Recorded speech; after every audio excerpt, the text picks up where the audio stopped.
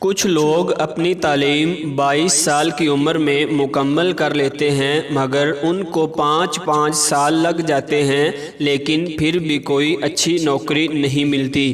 کچھ لوگ 25 سال کی عمر میں کسی کمپنی کے CEO بن جاتے ہیں اور 50 سال کی عمر میں ہمیں پتہ چلتا ہے کہ ان کا انتقال ہو چکا ہے، جبکہ کچھ لوگ 50 سال کی عمر میں CEO بن جاتے ہیں اور 90 سال تک حیات رہتے ہیں۔ بہترین روزگار ہونے کے باوجود کچھ لوگ ابھی تک غیر شادی شدہ ہیں اور کچھ لوگ بغیر روزگار کے بھی شادی کر چکے ہیں اور روزگار والوں سے زیادہ خوش ہیں۔ اوباما 55 سال کی عمر میں ریٹائر ہو گیا جبکہ ٹرمپ 70 سال کی عمر میں شروعات کرتا ہے۔ کچھ لوگ امتحان میں فیل ہونے پر بھی مسکرا دیتے ہیں اور کچھ لوگ 1 نمبر کم آنے پر بھی رو دیتے ہیں۔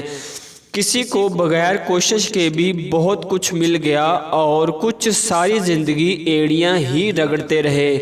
اس دنیا میں ہر شخص اپنے ٹائم زون کی بنیاد پر کام کر رہا ہے۔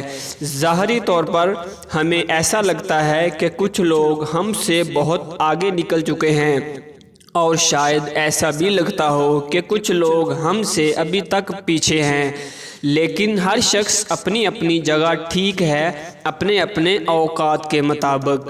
ان سے حسد مت کریں، اپنے اپنے ٹائم زون میں رہیں، انتظار کریں اور اطمینان رکھیں۔ نہ ہی آپ کو دیر ہوئی ہے اور نہ ہی جلدی۔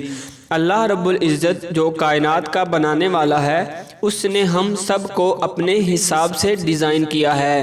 وہ جانتا ہے کہ کون کتنا بوجھ اٹھا سکتا ہے، کس کو کس وقت کیا دینا ہے۔ اپنے آپ کو رب کی رضا کے ساتھ باندھ لیجئے اور یقین رکھیے کہ اللہ کی طرف سے ہمارے لیے جو فیصلہ اتارا جاتا ہے وہی بہترین ہے۔ نا امید نہیں ہونا، کیونکہ دنیا میں اگر اللہ کسی کو کسی گناہ کی سزا دیتا تو پہلے اس شخص کو دیتا جو اللہ کی رحمت سے نا امید ہوتا ہے۔